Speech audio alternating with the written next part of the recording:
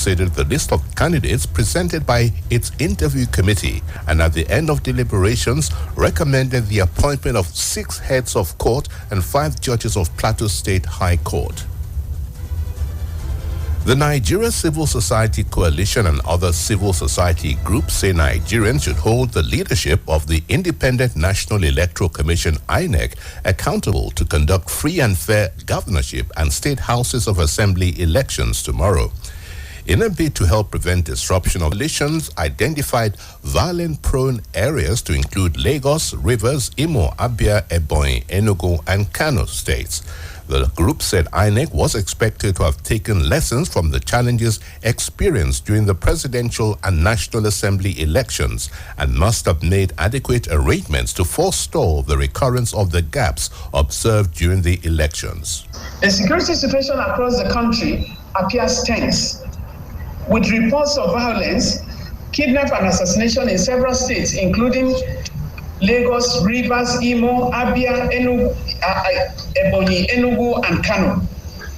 As such, Situation Room reminds the Nigerian police and other security agencies that they have primary responsibility to guarantee the safety and security of election officials, as well as other election stakeholders, including the voters. Our findings noted a few polling units where voters were denied opportunities to vote. Our findings noted a few polling units where voters were permitted to vote without due accreditation. Important that the IREV to hack the IREV server. But I want to believe that the government have put in place mechanism and measures that protect the IREV server and ensure that this time in these elections, the server actually delivers on the promises that INEC had made. Nigerians are calling on the Central Bank of Nigeria, CBN, to do more in the provision of cash to Nigerians.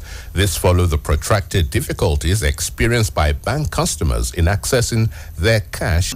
They can't have it. No ATM. ATM is not working. I've been on this bank before 7 o'clock. And I had a card they gave to me that is numbering BK42 for collecting cash. But I'm not able to enter the bank. Even at yesterday, the 4th year, I closed the bank. They've given me numbers this morning. I've been here like 7 o'clock in the morning. So I've not even entered the bank. So the thing is really bad. We are in the queue since. So it just took my turn just now. Then I withdraw money from the ATM machine. President Muhammadu Buhari has re-emphasized the need for small and medium enterprises for the growth of the country's economy. The president was speaking in Abuja when he received the leadership of the Institute of Directors of Nigeria.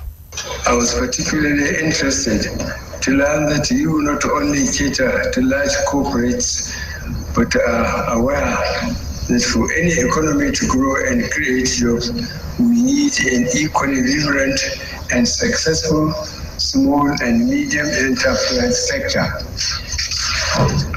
This administration has, despite the difficult times brought upon by a variety of external shocks, done much to ensure survival and development of small and medium enterprises.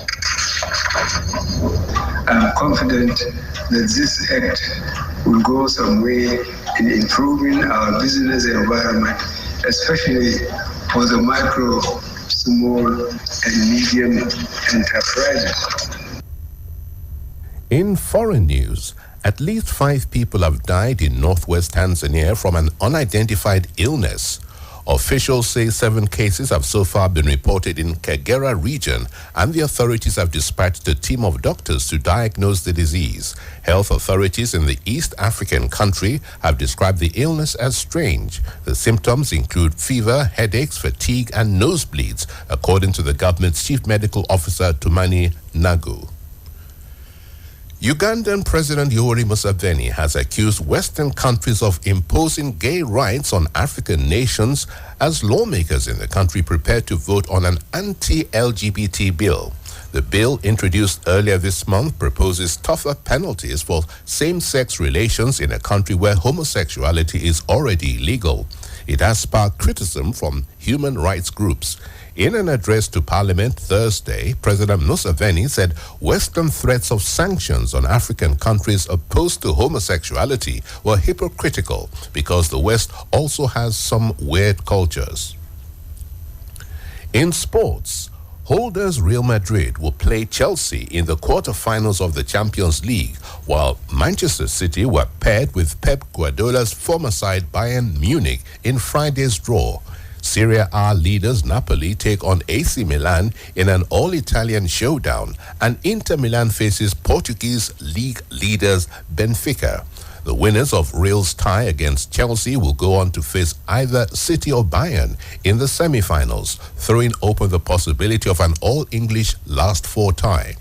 That also increases the chances of seeing an Italian team reach the final for the first time since Juventus in 2017, as Inter will play either Milan or Napoli in the last four should the Nerazzurri beat Benfica.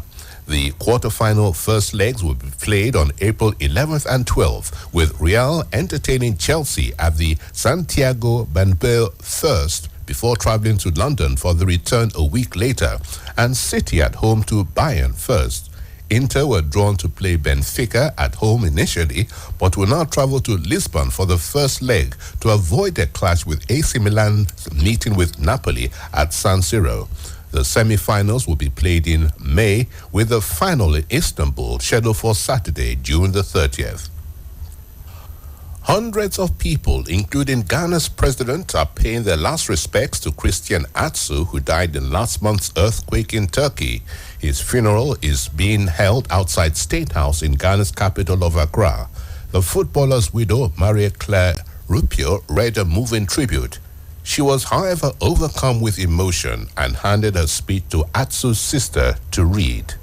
And now, before we end Citizen FM News at 6, here is another look at our highlights. The National Judicial Council has recommended the retirement of the Chief Judge of Taraba State.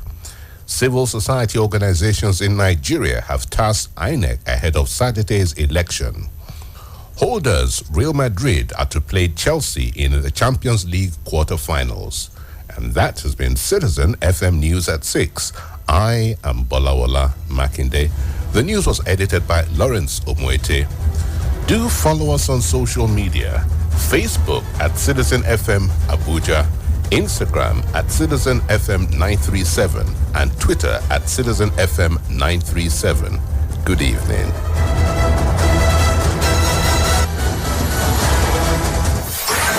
Looking for the best in news updates? Yeah, man. Listen to Citizen FM 93.7 Abuja. Now listen. News on the hour, 7 a.m., 8 a.m., 9 a.m., 10 a.m., and 11 a.m., 1 p.m., 2 p.m., 3 p.m., and 5 p.m. News at noon, 12 noon. News from across the states, 4 p.m. And our major news at 6 p.m. Citizen FM 93.7. Always precise in news broadcast. Abuja. Wake up. Reach out. Speak up. Speak out. You are the voice of a new generation. And this is your station. Talk Radio 93.7 Citizen FM.